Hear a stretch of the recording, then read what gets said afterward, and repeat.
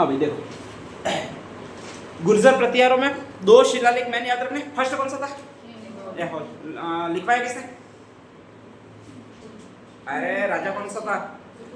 Pulakeshin. Apple से याद रखना बा, एस एहोल है, प से आपके पुलकेशिन है। राइटर एक अलग याद रखना है, फिर ला से राइटर आता नहीं है, तो रवि कीर्ति याद रखना। कौन सा याद रखना? रवि कीर्ति। और एक शिलालेख और याद रखना, जिसको कौन सा शिलालेख कहा जाता है भाई? आपके घटिया शिलालेख। घटिया जानकारी देगा। घटिया जानकारी कौन सी है? सती प्रथा के बारे में, ठीक है। सती प्रथा में बोली सी लड़की है, वो सती हुई है। बोली सी लड़की का नाम सिंपल देवी। कौन सी देवी है? सिंपल देवी। देखो उस समय भी 8वीं शताब्दी में भी अंग्रेजी में नाम रखा हुआ हरामखोरों ने, सिंपल देवी है ये जो। तो फिर बेचारी को सती होगी सही, ठीक है। चालाक देवी रखा होता तो नहीं होती, ध्यान रख लीजिएगा, ठीक है।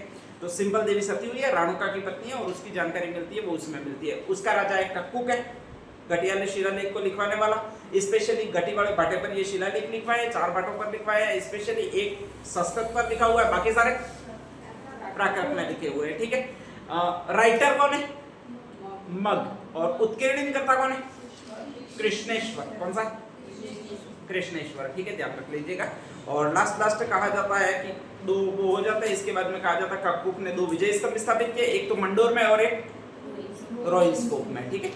दोनों आपके स्पेशली कूपे, कुएं वाली जगह है, ध्यान रख लीजिएगा। वहां पर एक माता जी का बहुत सारे माता जी के मंदिर है, उसको माता जी की साल कहते हैं। और उसी के पास में खकारा करो, कोगड़ा करो, ऐसा एक स्थान है जिसको खाकू देवल कहते हैं। क्या कहते हैं? खाकू देवल। तो माता जी की साल का शिलालेख भी इसको इसीलिए कहते हैं, और खाकू देवल नामक जगह पर है। ये 5-7 चीजें वो घटिया शिलालेख के बारे में याद रखिएगा, हमेशा घूम फिर कर यही आएगी वापस कि इसका रचयिता कौन था, उत्कीर्णन करता कौन था, किसके समय लिखा गया, कौन से 2 विजय स्तंभ स्थापित करवाए गए, इसमें सती कौन सी देवी हुई, ठीक है। सती प्रथा के बारे में पहली बार जानकारी किस शिलालेख से मिलती है? तो राजस्थान में घटियाले से ही मिलती है, ध्यान रख लीजिएगा, ठीक है। भारत में भानुगुप्त का एरण अभिलेख उससे मिलती है, लेकिन वो अपने आता नहीं है, और जब नहीं आता है तब फालतू कम की माथाफोड़ी करनी ही नहीं है। अब नेक्स्ट है गुर्जर प्रतिहारों की उत्पत्ति से संबंधित सिद्धांत कौन कौन से, इसके बारे में अपन बात कर लेते हैं, ध्यान रख लीजिएगा। तो सबसे पहला सिद्धांत दिया वो आपकी ये सिद्धांत है, नाम कौन सा है? अग्निकुंड का सिद्धांत है, ठीक है, ध्यान रख लीजिएगा। एक आदमी आया था, एक आदमी हुआ था। आया तो कहां से था? हुआ था, अपने यहीं पर जन्म लिया था, राजस्थान में ही जन्म लिया था, ध्यान रख लीजिएगा। और उसका नाम था चंद बरदाई। क्या नाम था? जो पृथ्वीराज चौहान यूं पढ़ते हो, उसके काल में उसका दरबारी कवि रहा है, महान फाकू रहा है। अगर दुनिया का कोई सबसे बड़ा फाकू आदमी है तो वो वही है। कौन सा? चंद बरदाई। खतरनाक फाकू आदमी है, ठीक है। और ऐसी फांक लेता है कि आने वाले 800 वर्षों तक लोग उसका ही अनुसरण करते हैं, ठीक है। वो तो अंग्रेजों का भला हो कि कर्नल जेम्स टॉड आ गया और उसने कहा कि ये सारे गलत सिद्धांत है, नहीं तो अपन तो पूछना पकड़ के बैठ गए थे। वो किसका बैठ गए थे? चंद बरदाई का। जो चंद बरदाई ने कहा वो 100% सही है, बाकी सारी चीजें गलत है। बाद में इस कर्नल जेम्स टॉड ने कहा कि ऐसा हो ही नहीं सकता। पहली बार इसने कहा तो सबने माना, क्योंकि अंग्रेज था, अंग्रेज को अपन कूटने से रहे, वो तो ले जाकर जेल में डाल देते थे।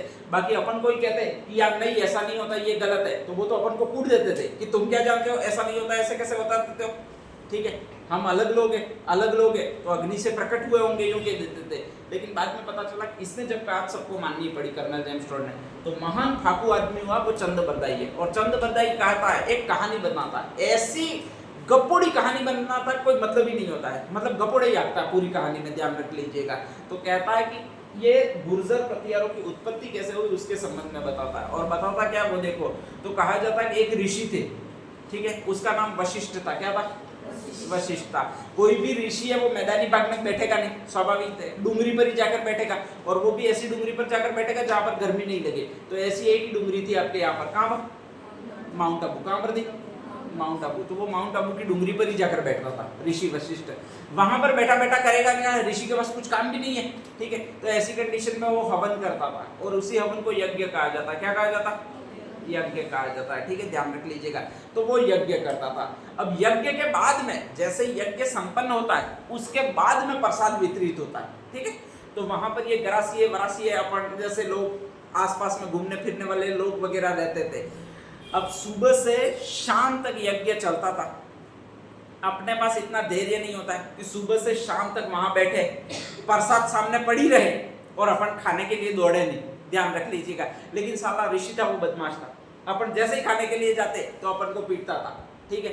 तो ऐसी कंडीशन में अपन भी चालाक निकले और अपन उसके यज्ञ में पानी डाल देते थे ताकि आग जल्दी से जल्दी बुझ जाए, यज्ञ संपन्न हो जाए और हमको क्या मिल जाए, प्रसाद मिल जाए। अपन भी बुरे नहीं थे, ठीक है भाई, प्रसाद खानी पड़ती है, अब इतनी देर पहले बांट दे फिर यज्ञ करे, उसके भले ही आखिर रात में यज्ञ करे, अपन को क्या लेना देना है। लेकिन वो नहीं करता था, एक्चुअल में वो तभी यज्ञ करता था, इसके बाद ही प्रसाद देता था, ठीक है। बाकी प्रसाद पहले बांट देनी चाहिए। तो कहा जाता है कि ऐसी कंडीशन में वो कूटता था सबको, और कूटता था तो अपन भी कूट देते थे। एक अकेला बाबा था तो बापटा यो करके अपन भी पिट जाते थे, और जैसे ही पिट जाते थे तो उसको भी 2-4 चिपक जाती थी, ठीक है। तो ऐसी कंडीशन में कहा जाता है कि उसने अपनी रक्षा के लिए एक महान यज्ञ किया, और उसी को यज्ञ को कहते हैं वो अग्निकुंड यज्ञ कहते हैं। कौन सा यज्ञ कहते हैं? अग्निकुंड यज्ञ कहते हैं, ठीक है। और इतना खतरनाक यज्ञ किया कि उसमें से लोग निकलने लगे। पहला जो वंश निकला वो चालुक्य वंश निकला। कौन सा वंश निकला? चालुक्य वंश निकला। देखो कितनी गपोड़ी भाषा बोली है उसने कि पृथ्वी में से लोग निकले, ऐसा संभव ही नहीं है, कभी दुनिया में कभी संभव नहीं है, ठीक है। लेकिन बस वो फाकोलॉजी करके गया तो अपन भी पढ़ रहे, ध्यान रख लीजिएगा। तो कहा जाता है कि ऐसे कैसे लोग निकले, और पहला जो वंश कहलाया वो चालुक्य वंश कहलाया। वो हमसे लड़ने आए, अपन प्रसाद लेकर ही भाग गए, ध्यान रख लीजिएगा। वो भी बेचारे भाग गए, हमसे पराजित हुए, और कहा जाता है कि वो भाग गए, वो गुजरात की तरफ भाग गए। तो गुजरात में एक वंश स्थापित हुआ, उसको चालुक्य वंश कहते हैं। कौन सा वंश कहते हैं? चालुक्य वंश। फिर कहा जाता है जैसे ही वो चले गए, मतलब हार गए, तो उसने फिर दूसरा अग्निकुंड यज्ञ किया, और उसमें से कहा जाता है दूसरी जाति निकाली, उसको चौहान वंश कहते हैं। कौन सा वंश कहते हैं? चौहान वंश। उनको भी हमने पराजित कर दिया, ठीक है। प्रसाद अपन खाने की इच्छा अपन में ज्यादा थी, ध्यान रख लीजिएगा, तो पराजित कर दिया। वो अजमेर की तरफ भाग गए। कहाँ की तरफ भाग गए? अजमेर, नाडोल पाली में चले गए, ठीक है, ध्यान रख लीजिएगा। तो कहा जाता है दूसरा, तीसरा वंश उसने फिर उत्पन्न किया, और उसको कहा जाता है परमार वंश। कौन सा कहा जाता है? उनको भी हमने पराजित कर दिया और प्रसाद छीन दी, ठीक है। फिर चौथा वंश कहा जाता है वो ये वंश कहा जाता है। कौन सा वंश आपके? गुर्जर प्रतिहार। तो 2 तो सी पर है, चालुक्य चौहान, 2 पी पर है, प्रतिहार और परमार, ठीक है। और इस तरह 4 वंशों की उत्पत्ति हुई, और ये सारी की है वो एक अग्निकुंड यज्ञ से हुई है। कौन से ऋषि ने की है? वशिष्ठ ऋषि ने की है, ठीक है, ध्यान रख लीजिएगा। अपन फिक्स यही पढ़ते थे कि चौहान, चालुक्य, प्रतिहार, परमार की उत्पत्ति हुई है वो एक वंश से हुई है। कौन से वंश से हुई है? एक सिद्धांत से हुई है। कौन से सिद्धांत से? अग्निकुंड। और भाई ये तो अग्नि से जन्मे हैं, ठीक है, और अग्नि से जन्मे तो इसका मतलब इनका सामना ही नहीं किया जा सकता वगैरह, कुछ नहीं किया जा सकता। बाकी सारे लोग डर डर के रहते थे। इतने में कहा जाता है ये अंग्रेज आए। कौन है? अंग्रेज। जितने भी अग्नि से जन्मे हो, मिट्टी से जन्मे हो, आसमान से गिरे हो, सबको चाटे मार के सीधे कर दिए यहाँ पर, ठीक है। और राज किया, पूरे 250 वर्ष तक राज किया। कितने वर्ष तक राज किया इन्होंने? 250 वर्ष तक। कर्नल जेम्स टॉड ने इन सारी थ्योरियों को नकार दिया और कहा कि स्पेशली ये सारी थ्योरियां गलत है, ठीक है, ये सारी फाकोलॉजी की लिए तुम भारत वाले गाड़े हो, इन्हीं को पढ़ रहे हो, ठीक है। ऐसा हो ही नहीं सकता, इंसान से इंसान जन्म लेगा, कोई ऐसा नहीं होगा, कोई सूर्य से टपक पड़ेगा, कोई चंद्रमा से आ जाएगा, ठीक है, कोई एलियन बन के आ जाएगा, ऐसा कभी नहीं हो सकता, ध्यान रख लीजिएगा। ये भी यहीं के लोग हैं और कोई विशेष लोग नहीं है, बल्कि यहीं के रहने वाले आम जनजीवन के लोग हैं, ध्यान रख लीजिएगा। अगर आप भी राजा बनना चाहते हो तो आपने में भी गुण लाइए ऐसे, ठीक है, गुण लाओगे तो बन जाओगे ऑब्वियसली, ध्यान रख लीजिएगा। जब भी बड़ा बनना है काम करने से मत घबराइए, काम करिए, ज्यादा से ज्यादा काम करिए। बड़ा बनना है तो पढ़िए, ज्यादा से ज्यादा पढ़िए, ठीक है, ध्यान रख लीजिएगा। आप ऐसे नहीं कर सकते काम से जी चुराए और फिर होते होते खाटले में सोचो कि मैं दुनिया का, ब्रह्मांड का सबसे बड़ा आदमी बन जाऊं, पॉसिबल नहीं है।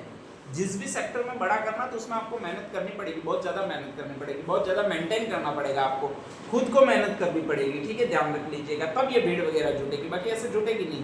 तो ऐसी कंडीशन में ये कोशिश कीजिएगा। कर्नल जेम्स टॉड ने कहा कि ऐसा नहीं है, ये लोग कई बाहर से नहीं है बल्कि इंसानों से ही जन्मे हैं। तो फिर कहा कि ये इतने वीर कैसे? तो फिर नेक्स्ट आगे कहा गया कि ये विदेशियों की संतान है। किसकी संतान है? विदेशियों की। तो कर्नल जेम्स टॉड ने कहा कि ये सारे लोग विदेशी है। जैसे ही इसने विदेशी कहा तो हमने खुद को मान लिया। क्या मान लिया? अरे विदेशी अपन क्यों मानेंगे, अपन तो मूल निवासी है। क्या है? मूल निवासी, ठीक है, ध्यान रख लीजिएगा। और पाप पार्टी वालों ने तो अपन को हम 100% मूल निवासी बना दिया है यहाँ का, ठीक है। तो नेक्स्ट आगे कर्नल जेम्स टॉड ने कहा कि ये विदेशी है। नेक्स्ट आगे एक आदमी और आया, उसका नाम ये था, नाम कौन सा था? कैनेडी। अपन कैनेडी किसको कहते हैं? अरे कनेडी में एक वाई में बोलते तो कनेडी किसको कहते हैं?